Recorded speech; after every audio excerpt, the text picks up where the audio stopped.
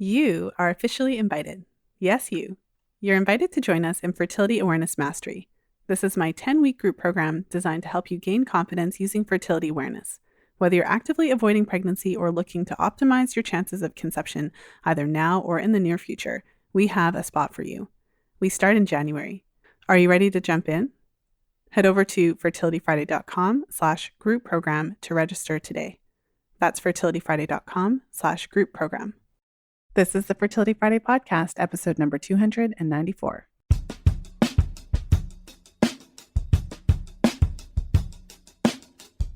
Welcome to the Fertility Friday podcast, your source for information about the Fertility Awareness Method and all things fertility. I'm your host, Lisa Hendrickson-Jack. I'm the author of The Fifth Vital Sign and the Fertility Awareness Mastery Charting Journal. I'm a certified fertility awareness educator and holistic reproductive health practitioner with nearly 20 years of experience teaching women to connect to their fifth vital sign through menstrual cycle charting, balancing hormonal health, and optimizing the menstrual cycle without hormones.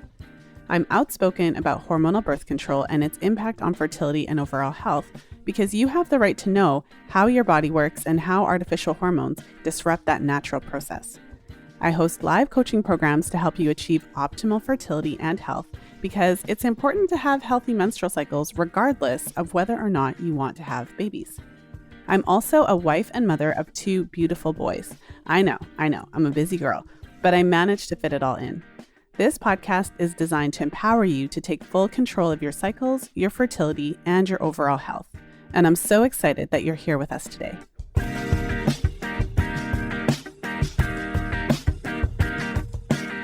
I'm excited to share today's episode with you. Today, I'm sharing another episode of my Fertility Awareness reality series. And in today's episode, I'm interviewing my client, Natalie, who was also a recent member of my 10-week Fertility Awareness Mastery Live group program. In this case, Natalie has been off the pill at the time that we're recording this for about 16 cycles, if I remember correctly. So she's in a bit of a different situation where she has really already gone through that post-pill transition phase, and she joined the program in the midst of that to gain much more confidence just in using the method and interpreting her mucus and really getting a handle on the 3 main fertile signs. When we recorded this episode, Natalie had just experienced an anovulatory cycle, and it was the first cycle out of her 16 post-pill cycles where she didn't actually experience a regular ovulatory event with the temp shift. So she had experienced temperatures that just didn't rise. So the kind of pre-ovulatory temperature pattern that lasted for about how long her cycles typically last. And then she did experience a bleed. And so we're in the cycle following the anovulatory cycle. So without further ado, let's jump into today's episode with Natalie.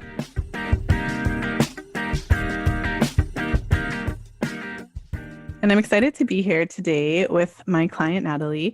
Natalie was a member of my most recent 10-week Fertility Awareness Mastery Live group program. And similar to the other episodes I'm releasing around this time, we're recording, it just so happened this time, I think it's interesting how it just so happens this way, but we just so happened to be recording these towards the end of our program. So as you're listening, Natalie and I have had several hot seats together. We had a private call, and we've been charting together for the past about 3 months. So we've had at least 2 full charts, at least 2 full cycles, I think 2.5 cycles together. So welcome to the show, Natalie. Thanks for having me.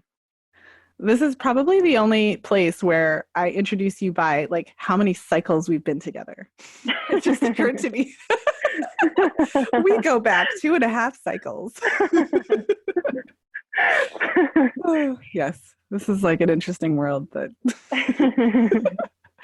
welcome to the show. I'm excited to have you here. And I would love to just jump right into your experience when you first started menstruating, if you've used hormonal birth control before, and basically what brought you to fertility awareness at this stage of your life.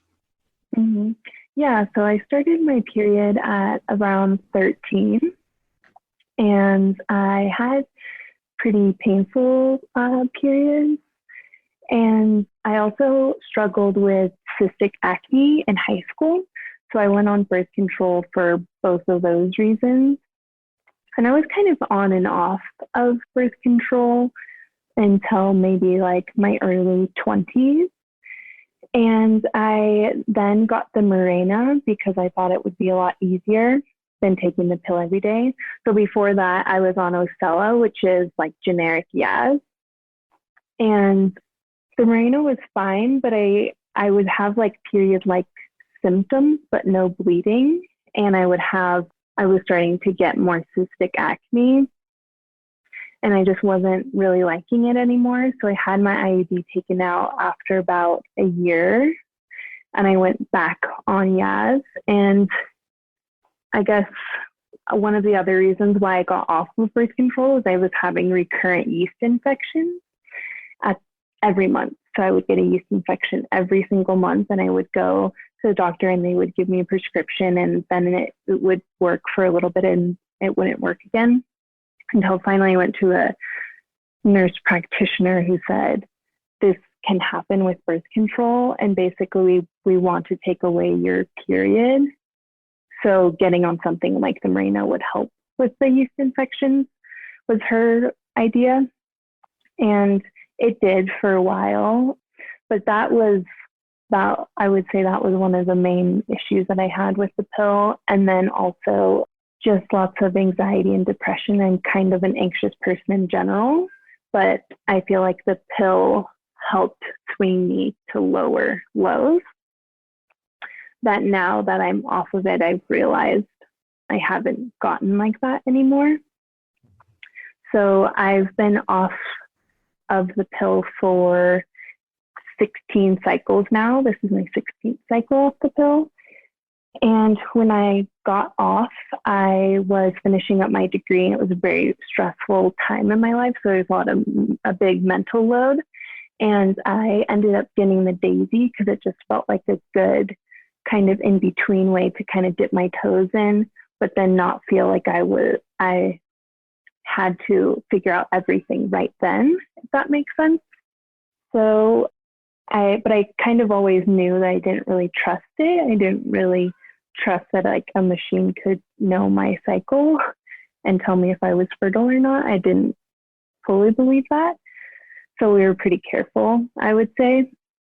But yeah, I read Taking Charge of Your Fertility, and I'd read your book, and I just really wanted more. And I was having a hard time kind of understanding my cycle. So that's when I decided to jump in and really start learning more. Mm-hmm. Well, and I just wanted to ask, because you mentioned that you were on the pill and then you went on Mirena. I just want to make sure I have the timeline right. Was it the pill and Mirena and then the pill again and then Mirena again? Yeah. No, so it was the pill, Mirena, the pill, and then off of everything. Okay, so when you mentioned that you were trying to deal with these recurrent yeast infections, you went to your nurse practitioner. So that was what prompted you to go on the Mirena in the first place? Yes, yeah. And you mentioned that it did somewhat help with that? Mm-hmm, yeah. Mm-hmm. Yeah, it did help at first. Yeah. It's to me, it's very interesting because, as you know, over the years, I've been doing my pill reality series. And so I've interviewed a number of women who talk. And then, of course, in these sessions, it's just how it is in the population. I don't intend for the majority of my clients to have used the pill for different durations of time, but that's this is how most women do use the pill at some point. Mm-hmm.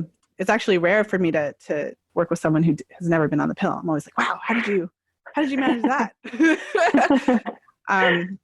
So it's just a reflection of basically how it is. But I always find it interesting because some women, not all women, but some women do experience recurrent yeast infections directly related to birth control use, and it's not so uncommon. And so it's fascinating to me how I've spoken to so many women who their experience was that they went to their doctors and their doctors are giving them antifungals, antibacterials, like in rotation, heavy rotation, maybe. But no, it always takes someone else to say, okay, you know what? We know that there's a link between birth control and the recurrent yeast infection. So I'm glad that your nurse practitioner at least alerted you to that. Yeah, because I had done all the things. Like I only wear cotton underwear. Just all the different things. I don't eat a high sugar diet. All the natural things that you can do. And they're like, really? You still have yeast infections? Yes. Well, and when you went, so eventually you came off the Mirena after a year because you mentioned that you were having these period symptoms, what felt like your period was coming, then it wouldn't come because for some women, obviously the Mirena prevents them from bleeding. So when you came off it, did the yeast infection problem come back, or was that just not a thing? I wasn't on the pill for that long after. Yeah, so I don't remember it really coming back. Okay.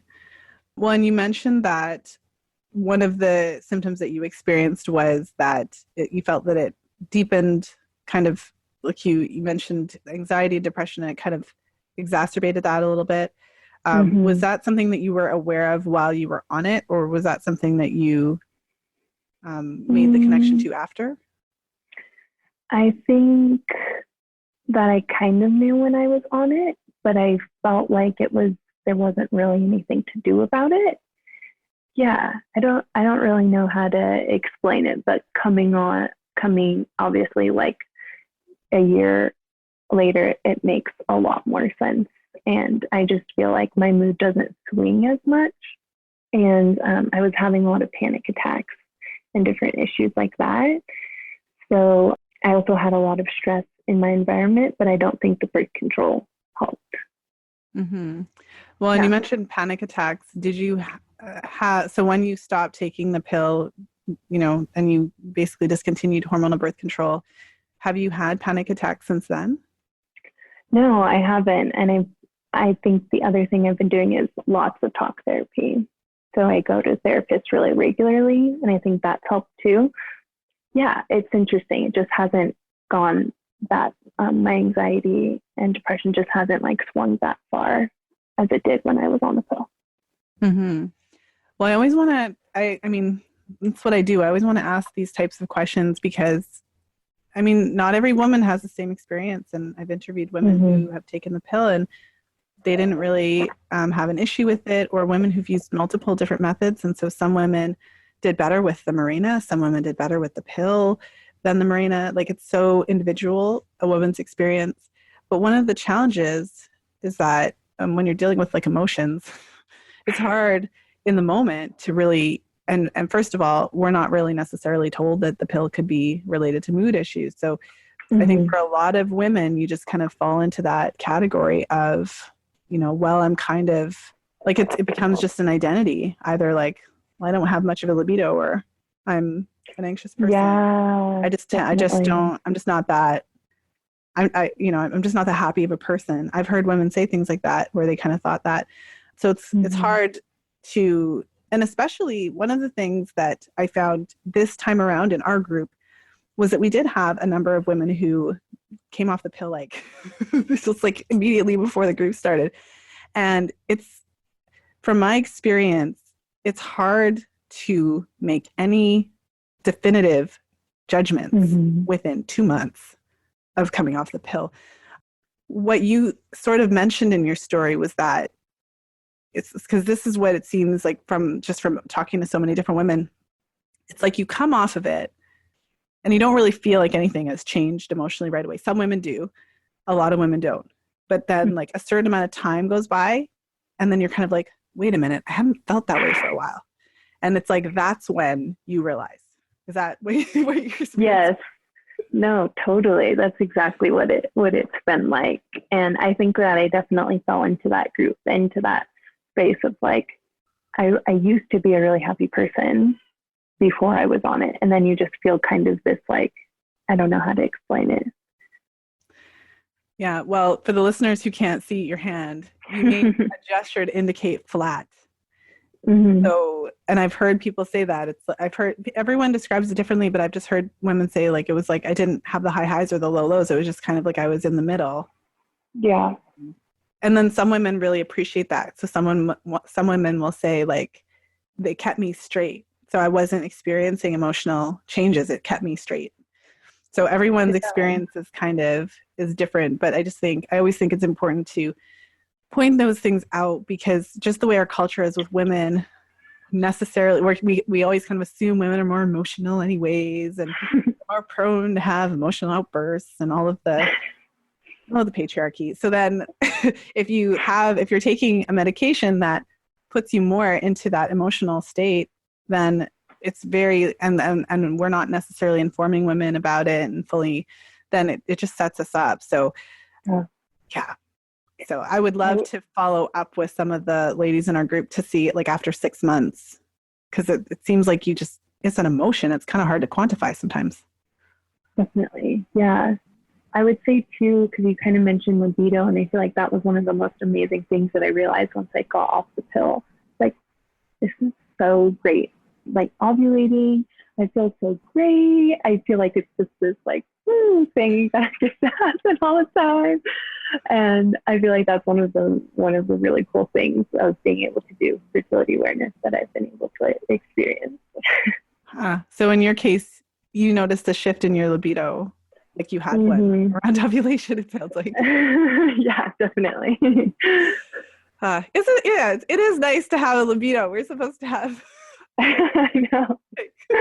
Oh my gosh. Stuff. That's one of the things. I mean, we could talk about all the health things and nutrient deficiencies and blah blah blah, but like it's nice to want to have sex sometimes. Yeah, and to feel good and feel And one other thing that I just wanted to touch in about when you were sharing your experience was how you went from the pill and you transitioned and you were using the Daisy, and you found that it was really helpful for you. Kind of took off some of the pressure to have that additional information. And I think over the years, any listener of the podcast knows I'm always a little suspicious of technology. I mean, I'm starting to come around. I mean, I think I'm like a fertility awareness dinosaur. I was doing this from, I never know. But I do really I appreciate that. And I think it's really important. And I think for a lot of women, it can be a really important step so that you have technology that has been tested. Of course, it's not perfect. There was, talk about that. But at the end of the day, it's information that can help you. And for me, I always think that technology is amazing and can especially be amazing as a way to kind of back up your observations. So as you learn more, you kind of work hand in hand with the technology. Yeah, to kind of supplement it. Exactly, yeah. Because there's nothing wrong with that. I think that it's really important for women to have those types of options, because at the end of the day, the Daisy does work for a lot of, and similar devices work for a lot of women, and allow them to start to engage in that conversation with their bodies, especially when they're afraid. And I think any woman who's been on birth control for a long time is afraid to come off of it. So anything that can help to transition them and ease them into it, I think is amazing. Yeah, I would say it was a definite investment, but at first I was like, is this really worth it? But I think I kind of just went like cold turkey. I'm not taking my birth control tomorrow morning, and that's it. So it was good for that. I didn't feel like I'm like, okay, first I have to do all this education and then I'll go off the birth control. I was able to just like stop, and that worked for me. Well, and so you came off the pill, we're recording this episode in December of 2019. My notes that I have that you came off of birth control back in August of 2018. So something like 15 months ago or something like that, 16 months ago, something. My math is not, not adding up right now, but you get my point. But so in your case then, you came off the pill. You mentioned that it was a stressful period of time using the Daisy. You were charting. So just tell me a little bit about that kind of transition into charting, and then what led you to jump into the program now after because you have, lots of charting experience before you joined the class. Yeah. So like I said, I read Taking Charge of Your Fertility kind of like cover to cover. It was like, oh my gosh, this is amazing. And this is like my work too. So it's very interesting to me. I think at first getting off, obviously it was really kind of scary. And I was like, am I making the right decision? I felt really nervous about it, right? When I came off and I was using the Daisy, and I didn't have unprotected sex for like at least 3 or 4 months. But yeah, and then I just started tracking my cervical mucus, but felt a little bit confused sometimes just from reading Taking Charge of Your Fertility. I felt like what I was experiencing didn't fall into those exact pictures in the book. And I was like, there has to be another way to kind of do this. I just wanted more information and wanted to feel really confident in my charting. So that's why I wanted to take the class. And the just use method of doing the observations, it just makes so much more sense to me. Mm-hmm. Yeah. Well, and is it mostly because of the main difference between the just use method and then say taking charge of your fertility is more the mucus notations, like the specific way that we classify mucus. Was it that part of it that helped you to kind of clarify some of it? Yeah, I would say that. And then I've been focusing a lot more on the sensation. I think that's been really, really key too. Mm-hmm. Well, let's shift gears into our session part of the session. In one of our previous calls, we had a conversation about one of your cycles that was a little bit different to normal. Since you came off of birth control and you've been charting, I have charts back to January that we've looked at together, but so I don't have like every single chart. But at the end of the day, one of the things that has been consistent is that, from what I've seen, your cycles are ovulatory and they're pretty typical, I guess you could say, like you have cervical fluid, you have a temperature shift, you ovulate. There's always a few things here and there that we can pinpoint and point out, and we can look at the length of the luteal phase. But in general, yeah, like your cycles have kind of been within that 20, 30-ish day range, at least the charts that I have. And then you have this one cycle in October where it appeared as though ovulation did not happen. And then you had an ovulatory bleeding because we did not see a temperature shift. Mm-hmm. So that was like the last time we touched base with each other. So just let me know what kind of is at the top of your mind, what you want to make sure that we talk about today. I think it's more my most recent cycle because I am just a little bit confused. I think what I'm confused about is my temps are quite lower than they've really ever been. I got multiple like 96 point something, which is abnormal for me. I haven't felt comfortable to go unprotected in this cycle just because it just has been a little bit wonky. So yeah, and I guess what changed last cycle is I'm training for a marathon and I work out quite a bit and wasn't quite eating enough.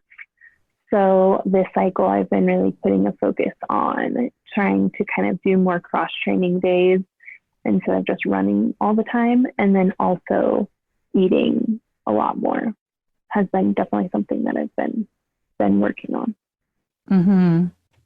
Well, yeah, when I look at even the past, I'm just scrolling here, the past 2 cycles, your pre-ovulatory temperatures, so the September-October cycle, your pre-ovulatory temperatures were kind of dancing around the borderline. So they were typically here between, like some days 97.2 or 3, some days 97.5, but kind of dancing around that level.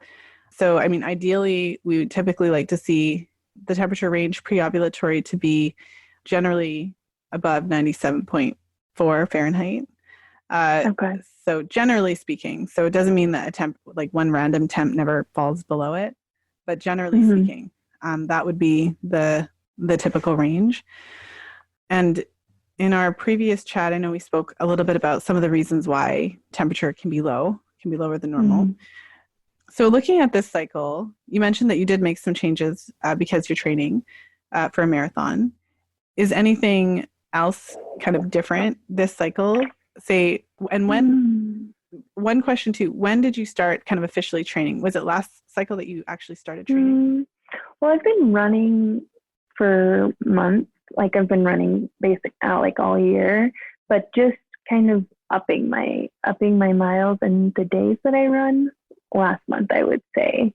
So doing more long runs and stuff like that. So the running has been consistent. It's not something new, but the duration intensity has been up a little bit. And generally, how are you feeling day to day? So within the last couple of weeks, do you feel great? You have lots of energy, or how are you feeling? Yeah, I would say I feel really good. Yeah, I would say I definitely feel like I have energy for sure. And I know that I asked you this question before. Your sleep, are you consistently going to bed early, getting enough? I would say that's actually something that I want to work on. So I go to bed at 10 every night and I wake up at about 6, but lately it's been more like 5. So I'm that person where it's hard to fall asleep and I wake up multiple times in the night and I'm very sensitive to light. So I wake up early. So I have different things like guided meditation at night, kind of making that sleep routine.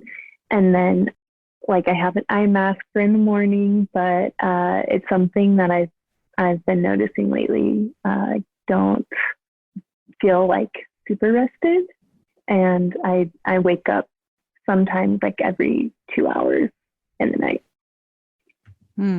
Is that something that has always been like that, or is that more so recently? I feel like it's kind of related to my anxiety, I think, is part of it. I also feel like my sleep got a lot worse after the time change. I noticed that really impacted my sleep. So, yeah. So you mentioned that you're sensitive to light and that you wake up when it gets light. So is your room dark? Yeah, I have multiple blackout curtains on like the littlest sliver of light bugs me. Okay. So you're on it. Yeah. But then in the mornings, I mean, it shouldn't be a dungeon, obviously, but in the mornings, the light does creep in and wake you up. Yeah. And what are you using to, like, are you using a sheet or a blanket or like actual blackout blinds, or like, what do you use to make it dark? I have 2 of the actual blackout blinds on my window. Okay. Yeah.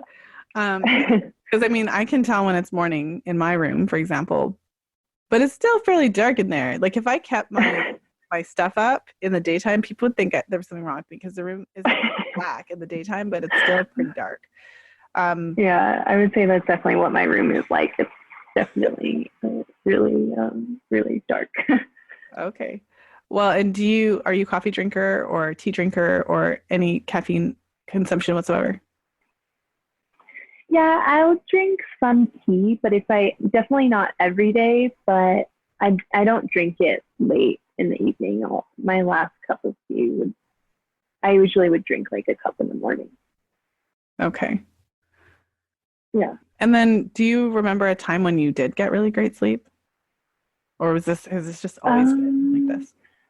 I can remember times in my life when I was a good sleeper, but it's always kind of been a struggle for me, I would say. Mm-hmm. I think it's partly some of the stress from my job because I'm on call and I'm nervous that I'm going to miss someone's call in the middle of the night. So that's definitely part of it. So I'm off call right now, and don't have my phone next to me in my bed. I'm like charging my phone in another room. So I'm hoping to kind of help that in the next couple of weeks. Have you noticed a pattern with that? Like, because I mean, I have spent a short amount of time in a job that required me to be on call. So everyone would have to take a turn with a crisis phone in this place that I was working at. And so you just had you'd have it for a week and you just have to be available whenever it rang, right? It's kind of out of your control, because during the times that you're on call, that you can do everything you can to alleviate the fear. Like you can turn the phone on to high, you can, I don't even know, you could do, you know what I mean? Like you could just double check everything, have a list, double check everything to make sure it's all good, and then hopefully be able to trust your device so that you can just sleep. Or you could speak to some of the more experienced midwives who've been around for 20 years and ask them how they sleep when they're on call. Legit. that's a legitimate question that you could ask some of your peers, because that's a real concern, especially if you're feeling really nervous about it. Mm-hmm. Yeah, and I've been on, I mean, I think the difference is like this, I'm on call most of the year. Like this is my break right now, but I like the majority of the time I'm on call and already being a light sleeper. So yeah, I think it's just going to come with like, I don't know, feeling more. And it's not all the time though. There's just certain times when I'm worried about a client. I'm like, oh my gosh, I don't want to miss it. So, but this on-call situation, that's not like particular to last month. This is pretty like, so yeah, exactly. Has it been the same for the whole year? Mm-hmm. Yeah, totally.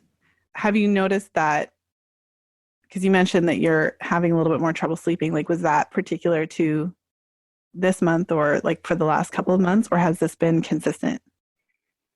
I think that I'm realizing it more recently, if that makes sense. Yeah. And it seems to be impacting me more in the past couple of months. So I'll write in my notes, restless sleep. Okay. Yeah, I'm just trying to help you to, I suppose, identify, any possible reasons why the temperatures could have been a bit lower this time. Mm-hmm.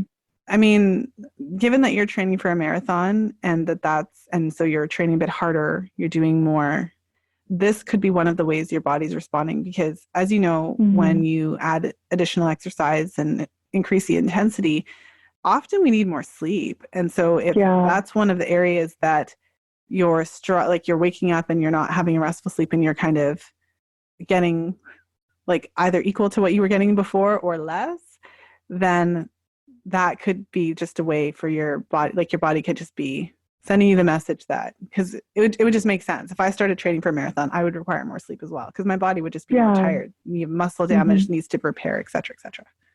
Yeah.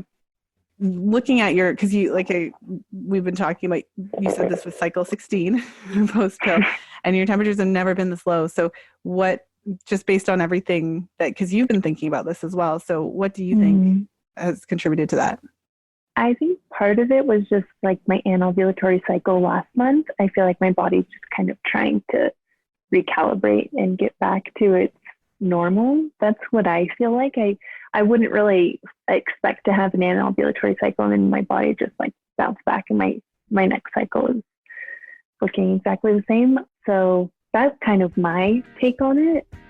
But yeah. Just popping into today's episode to remind you that registration is now open for Fertility Awareness Mastery Live. This is my 10-week group coaching program where we take a deep dive into fertility awareness charting to help you achieve your intentions. Whether you are currently avoiding pregnancy, trying to conceive, or planning to conceive in the future, we have a spot for you. Head over to fertilityfriday.com/group program to register and reserve your spot today. That's fertilityfriday.com/group program. Now let's jump back into today's episode.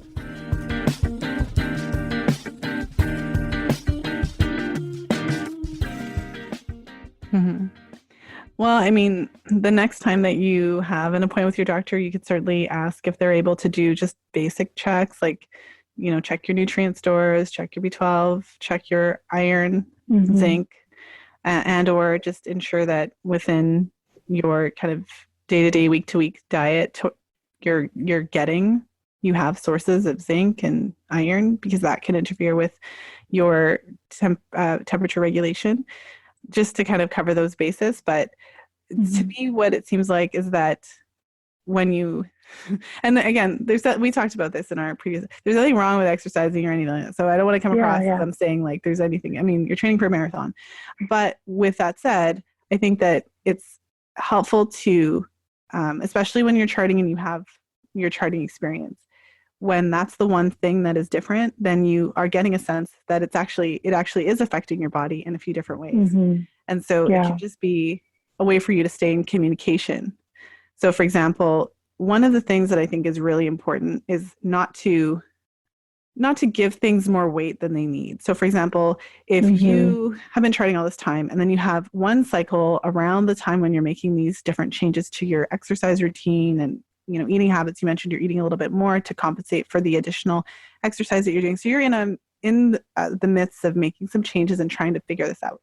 So if you have one cycle where the temperatures are a bit lower in the pre-ovulatory phase, but then the following cycle, they go back to fairly normal, I feel like that is something where we can kind of look at and say, okay, that was probably related to XYZ.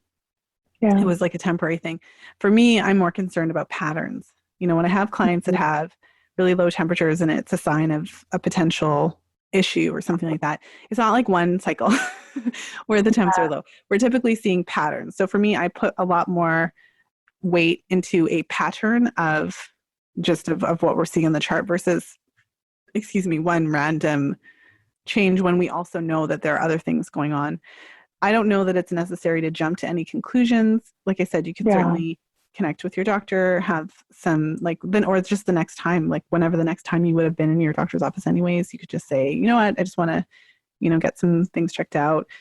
I don't know that we have reason to believe the low temperatures are related to thyroid unless you actually have issues or other signs of thyroid, like poor concentration, cold hands and feet. If you don't have any signs of that, but again, if you're going to your doctor, you could certainly say, I just want to have these things checked out. Like it's perfectly fine to get a checkup and have things checked out just to make sure everything's okay. But like I said, if it was an issue like that, it wouldn't just be one cycle. It would be fairly consistent, until you actually address that.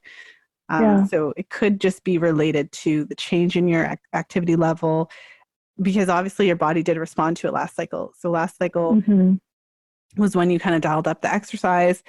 The temperatures were not as low as they are in this cycle, but they were still kind of dancing. So they were kind of dancing around. But for the most part, they weren't, the temperatures weren't concerning to me, but there was no temp shift. So something's going on.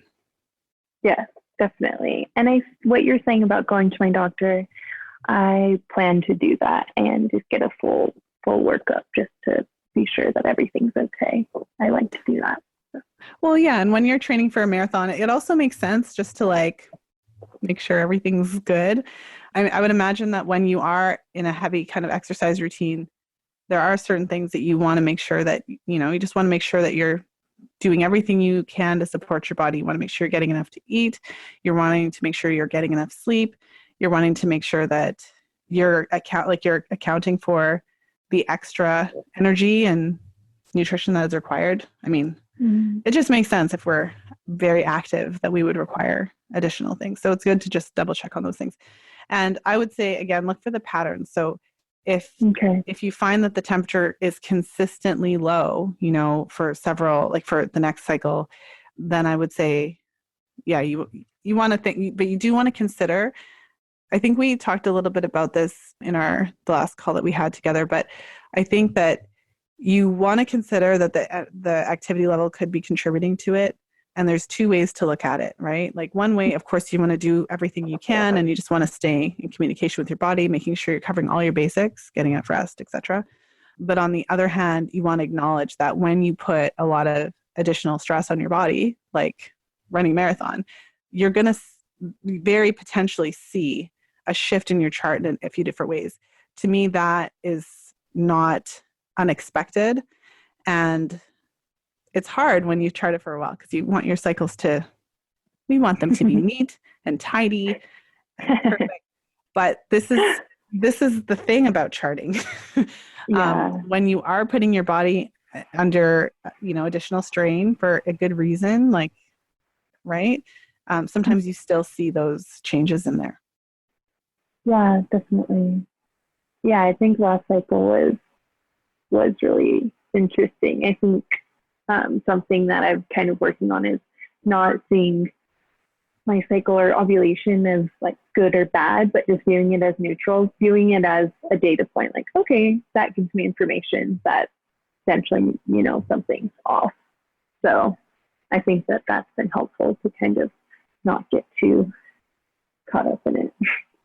Well, yeah, I mean, this is something that came up in one of the calls, one of the on-air sessions as well that I'll be airing around the same time, which is that fertility awareness doesn't allow you to control your cycles. There is no control. If you were hoping to chart so that you could control your body, that's just not what happens here. This is like the wrong program. So, because you're not controlling it, you can't control when you ovulate. Mm-hmm. You can record your signs of fertility so that you can identify when you're fertile and when you're approaching ovulation, but you can't actually like actively control when you ovulate. I mean, say other than actively getting drugs that make you ovulate. Yeah. So outside of getting drugs that make you ovulate, and many of those drugs, it's not like 100% of the time anyways. So even with the drugs, you can't always control ovulation. 25% of women who use Clomid don't ovulate. So there's that.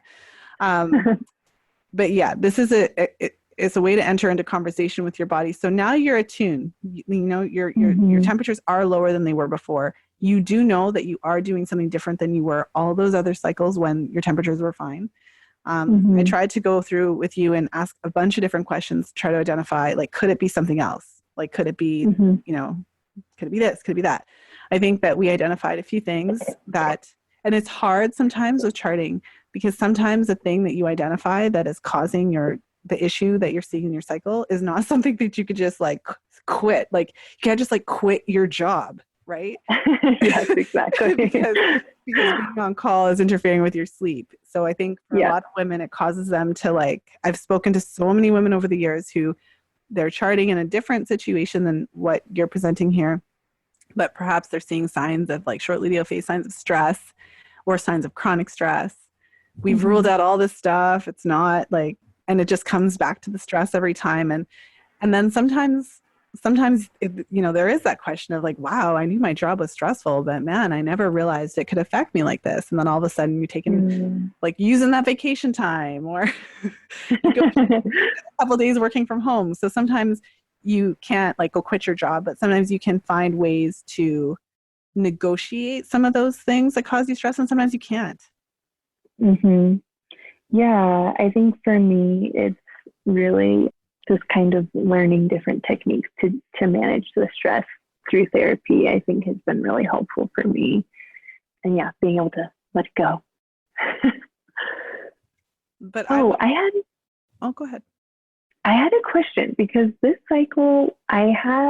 most recent cycle, I had egg white mucus and then a little shift and then eventually a bigger shift. It was just, I don't know. I was going to ask you, like, can you have egg white mucus multiple times in a cycle? Yes. Okay. So when I'm looking at your cycle, I'm not convinced that ovulation has taken place yet.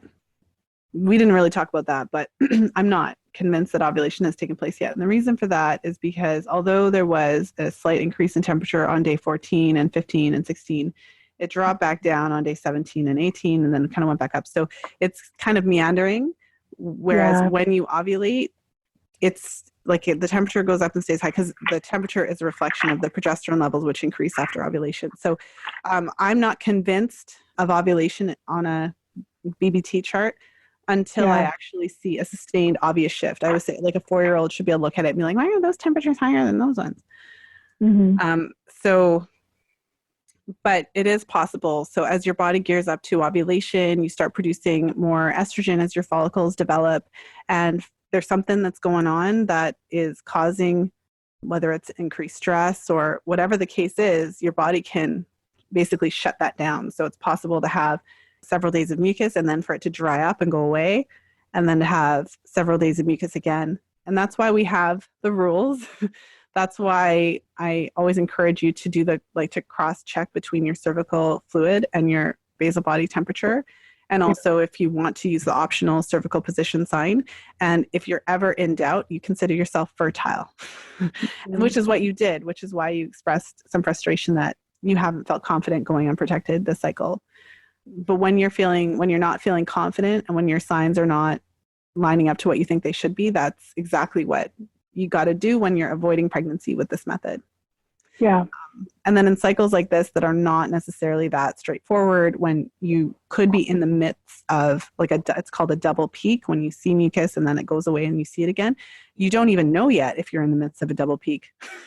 We have to wait 3 days and see what happens, and then you might have a better idea of it. So it's frustrating in those moments because you just have to be like, however you manage your fertile window, whether it's like avoiding sex or whether it's using condoms or whatever, however you're doing it, it extends the time that you have to do it, definitely. Yeah, and my temperature was even lower today. It was 96 something. I think it was 96.4. So after that, I was like, oh, yeah, I'm not going unprotected. Definitely need to just be careful. Yeah. So one thing, I just want to give you like 2 ways to think about the current scenario that we're in. So for the audience who's listening, you ovulated in October, and then you had your period. Wait a second. I'm trying to flip between these things. Sorry. Okay, so I'm looking at the right one now. Okay, so you ovulated in October or November. Like, so basically you ovulated was it like a month and a half ago, let's say. And then, when I'm looking at your chart, there was a clear thermal shift. You had mucus that dried up and went away. Your cervical position, you noted on there, was consistent. So we have all the signs pointing to, we can confirm ovulation. So you ovulated, you had your period. And then after that, so October, November, so like the previous air quotes cycle, there were no signs of ovulation. So it ties into when you increased your activity level, there were no signs of ovulation. And then you had a bleed. So at the time when you would have expected your period to come, you had a bleed. And we call that an anovulatory bleed. Some people would refer to it as breakthrough bleeding because it's bleeding that did not occur because of an ovulatory event. So it's different to a menstrual period, although it felt similar to a menstrual period because it was robust and there was blood and you had to collect it. It lasts for several days. So there's 2 ways to look at this because, of course, when this happens, you typically start a new chart. So now we're looking at, you're looking at it and we're on day, let's say 19. But the other way to look at it is what's 19 plus? Yeah. What's 19 plus 29? So 39, 48. So we're on day 48. Yeah. And you still haven't ovulated. Right? So there's 2 ways of looking at it. So I think what I'll leave you with today is so I think as women, and we've talked about this a little bit, we really underestimate the effect exercise can have on our cycles because we don't know, because people don't talk about it, but we really underestimate it, like really, really, really underestimate it. So you are not alone. You are an excellent company. There's clients that I've had that have worked with me that are listening, that are laughing right now because they're like, we talked about this. This is a conversation we often have. So I try to be very gentle in the way I approach it, but ultimately, that is one of the big factors that we have to be looking at. We explored a lot of different factors around stress, but when you increase the exercise activity level, we talked a lot in our last call about diet, because basically if you start exercising way more, we need to eat more food, and we have to make sure we're getting enough protein and fat and carbohydrates and enough, overall food in a day to add up to it, all that kind of stuff. But when you make a big shift like that, and then you see the shift that's happening in your cycles, that we really have to just acknowledge that could be a factor. And so this is a conversation, I suppose, with your body that will continue having. Yeah. And and I don't know what your training schedule is like, but if you're able to take 5 days off and rest, if that's an option for you, if that makes you nervous, then check in with that. But if you're able to do something like that and then see what happens, see if you take 5 days off and rest and what happens with your temperatures and your ovulation, and that could give you more answers than all the conversations we could have. Yeah, totally. I definitely agree with that. And like I said, I'm on vacation right now, and obviously I'm a very active person, so I'm going to be skiing a bunch, but I feel like that's a lot different for me personally than running all the time. So I think it'll be interesting. It's exercise. I know. I know. So for my clients who are really active, I have clients who it's like their work is active, everything's active. It's hard to it's hard to have these types of conversations because you're like, oh, just keep eating all the time. And it's not, but it's exercise. So I'm not saying it's about anti-exercise. It's just about, we need to check in with that. Because definitely. When I say so what I meant, let's clarify what I meant. What I said, I meant 5 days, like go for a walk, but beyond that. And I mean like a gentle walk, like with your friend, like, okay. So you and I will continue this conversation. But I just want to thank you so much for coming on the show, Natalie. It was such a treat to have you and we obviously can't solve all the problems within one call, but I'm sure that I gave you lots to think about and we explored a lot of things. So we'll certainly check in about it. For the listener who is in the midst of her own fertility awareness journey, whether she's thinking of coming off the pill or whether she's been charting for a while and she's just thinking about jumping into fertility awareness and feeling a little nervous, what, if anything, would you want to say to her? Just do it. I think that ovulating feels amazing. Yeah. Oh, that's awesome. And for women, for anyone who's listening to the call today and has been thinking about jumping into like the 10-week program and is wondering if it would be a good fit for them, what, if anything, would you want them to know about your experience? Yeah, I think that it was a really great opportunity. I think it was really helpful to hear other women's stories. I think that that's one of the parts that I wasn't fully expecting to be my favorite thing, but turned out to be really valuable. Oh, that's awesome. I'm glad to hear it. I like doing it this way because then everyone gets to hear some of the things that I hear all the time, and it really helps to normalize experiences, because I think everyone thinks I'm a weirdo if my cycles aren't perfect. It's like, you're not a weirdo. If you're a weirdo, we're all weirdos together. Yes, exactly. But thank you so much for being here. I really appreciate you coming on the show and sharing your story. Thanks so much. Thank you for listening. If you enjoyed today's show, please share it with a friend. You'll find the show notes page for today's episode over at fertilityfriday.com/294. I hope that you enjoyed my episode with Natalie. It was so nice having her on the show. And in this episode, we touched on, a lot of important topics, different things that can affect the menstrual cycle, including exercise and diet and things like that. And it's not always easy to identify the exact thing that is causing issues with your cycle right off the bat. But typically, once you go through and you think about, especially if you experience something that has shifted, something that has changed, something that's different than what you've typically seen, often it's really important just to ask, what has changed? What is the biggest thing that is different? All those types of questions. And I think we often underestimate how much certain things can impact the cycle. So as Natalie and I spoke about in today's episode, I've worked with a number of women who are often surprised to see how much changing exercise routines and habits, or changing up the diet, just making certain changes can really affect the cycle. And so if you're curious as to how, additional exercise can impact the cycle, if you start a new workout routine, and even if you don't really think it's that intense, but if you go from working out like once a week to working out like 4 times a week or 5 times a week, or even if you regularly work out 4 or 5 times a week, and to you that is just normal and very typical, it's what you've always done, when you start charting, you can really see how that can potentially impact it.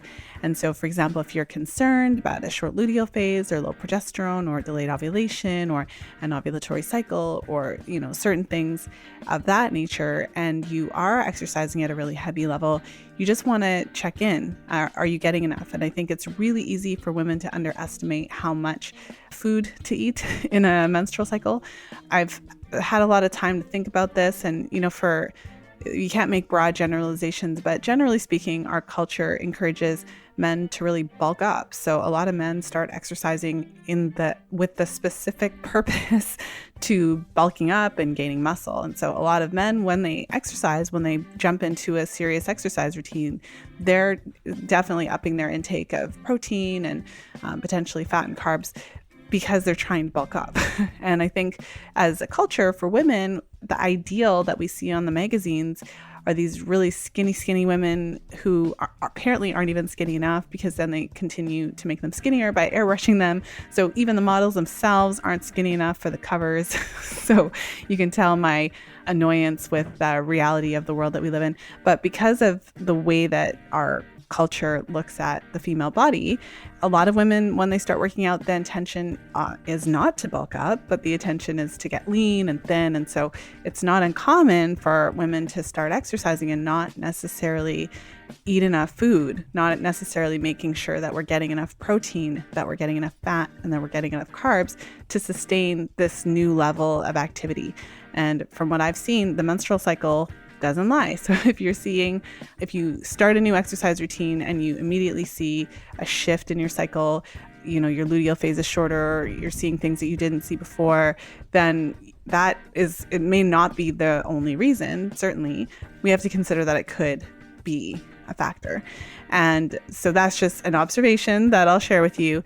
And hopefully it's helpful if you yourself have experienced something like that. If you've made a change to your diet or you've made a change to your exercise routine and you noticed a shift in your menstrual cycle, if you're wondering, could those things be related? They could be, absolutely. And so with that, I will invite you to join us in the Fertility Friday Facebook group.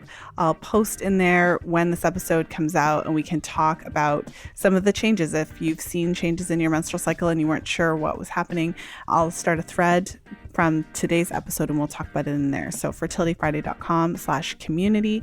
And of course, I want to thank you for tuning into the show, for sharing the episodes with your friends, for spreading the word about Fertility Friday. It's because of you and all of the Fertility Friday community listeners, members who have really helped to spread the word about the menstrual cycle and fertility awareness and the connection between our menstrual cycles and our overall health. So thank you for being a part of that. And of course, as always, until next time, be well and happy charting.